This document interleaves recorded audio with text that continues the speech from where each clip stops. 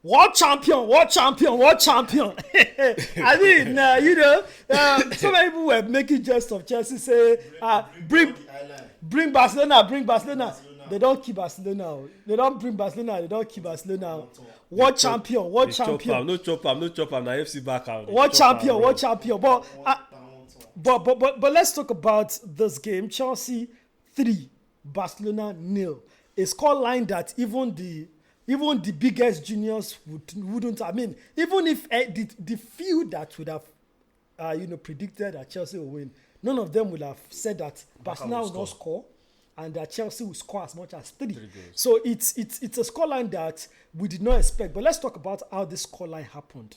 At first, I would like to start. Of course, Chelsea fans, don't worry, we'll still give an accolade. But let's start with Barcelona. Can't Hansi Flick do without this highline?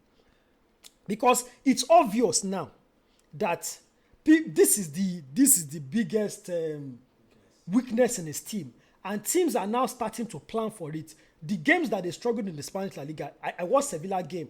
Sevilla scored, I think, 4 goals against them, and it was this highline. Sevilla practically planned for this highline. I think I watched. There was another game. It was Celta Vigo or Valencia. Valencia also, I think they played at a draw or something. They also planned for the highline, and I'm telling myself, okay, last season you had Ingo Martinez, so it was easier to. If the players you have in the back, Eric Garcia, Ronald Araujo, Christensen, Kobasi, if they are not able to play highline, can you play low line? Until you get defenders that can play highline, must you play highline? For managers like Hansi Flick, they want to continue something that has actually won them a lot of trophies, a lot of awards, and that's the highline. So reverting back to something like going a little bit, going lower, it looks difficult because this highline has won him trophies, it has won him Champions League. So it will be like, okay, if we are having issues with this highline right now, I don't feel this island has won me trophies. It has won me a lot of accolades over the years. So I don't think the island will be the issue. It feels the player might be the issues right now. But then if you look at it, I feel he knows right now the players he has at the back. They are not fast and they are making a whole lot of mistakes. So why not just try to reduce the risk a little? You saw that with Postecoglou. He was adamant on playing the island, and we saw how it ended for him. Though it's different as Flick, it has won him trophies. But then try to reduce the risk a little bit. If you know that you don't have the players. I'm not saying you don't have the players to play the island. They have the players to play the island, but right now the players are not really playing that island to perfection. To how it was last season.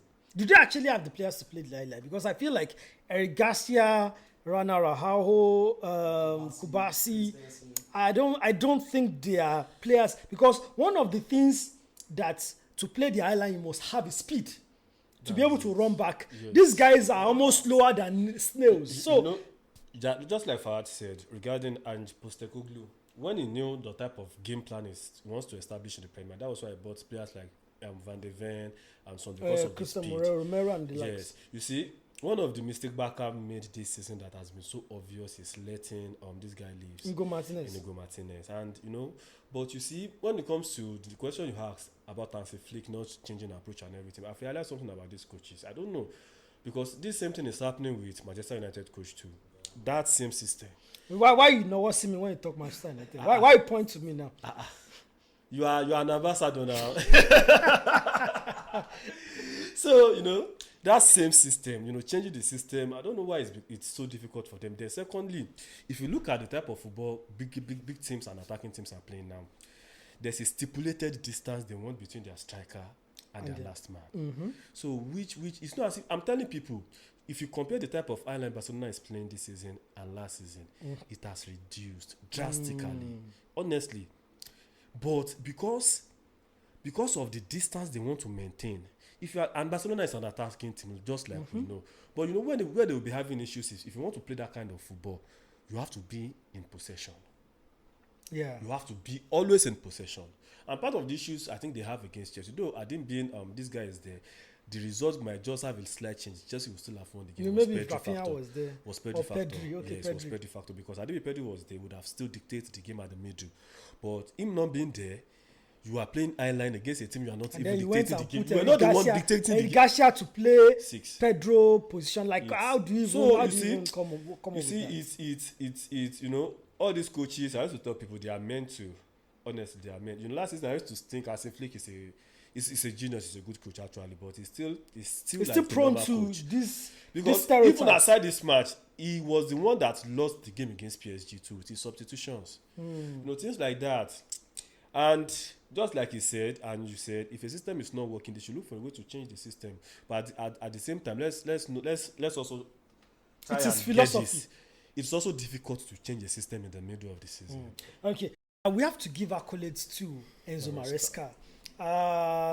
He has proven in the past. Now, I think now he has proven that he knows how to look at a team that is better than him and look for their weaknesses and dwell on that weaknesses and capitalize on it. I mean, did it against PSG in the Club World Cup final. You know, analyzed PSG, looked at their strengths, and then found a way to counter it and get the better of them.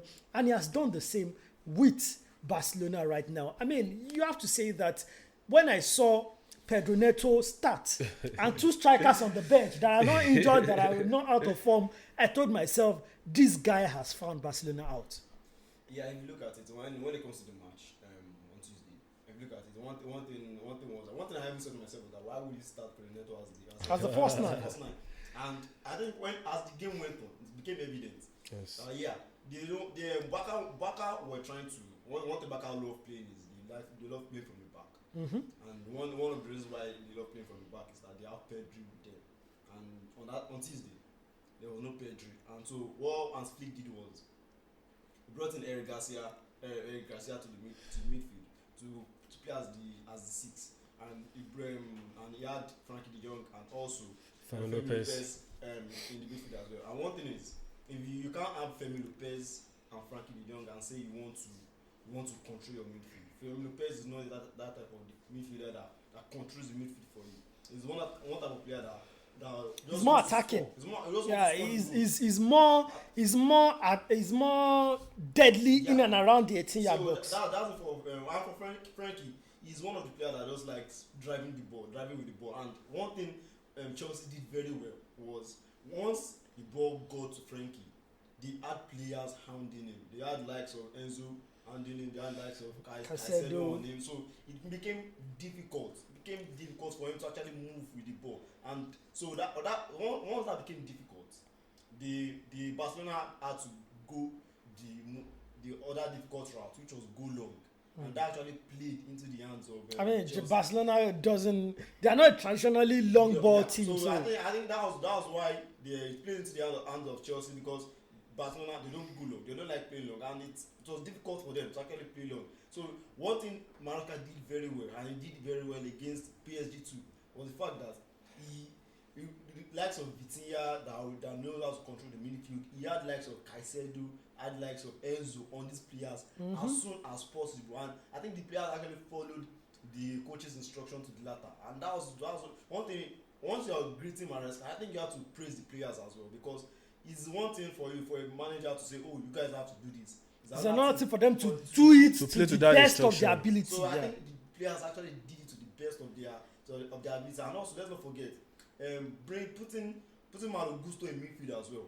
I think that was a stroke of genius from Maresca. I think he kind of give that an extra man. I mean, we were used to James, inverting to the midfield, but we hardly see Malo Gusto in that position. But it was a genius move. So I think for Maresca, I think he knew what he wanted, and he planned it to perfection, and it worked out to perfection, and the players also played it to perfection as well. So, let me ask Tunde, this Chelsea team, Okay. how close are they to being a really solid team, something close to what Arsenal has become right now? Because you look at what they have right now and you say they are building too, but then how close are they to becoming the finished article? Well, they have the depth, They have the quality, but I think they still have to figure out two things. One is consistency, and two is the defense line.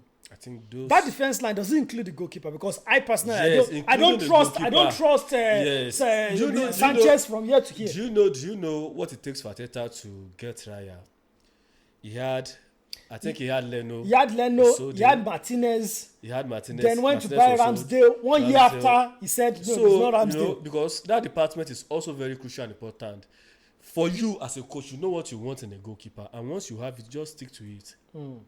So before Arteta got Raya, he has tried different keepers. And, though Chelsea has their own share of keepers too. So, I think you're saying that Chelsea is a solid defense line away from being and something the shape of what Arsenal is. Consistency.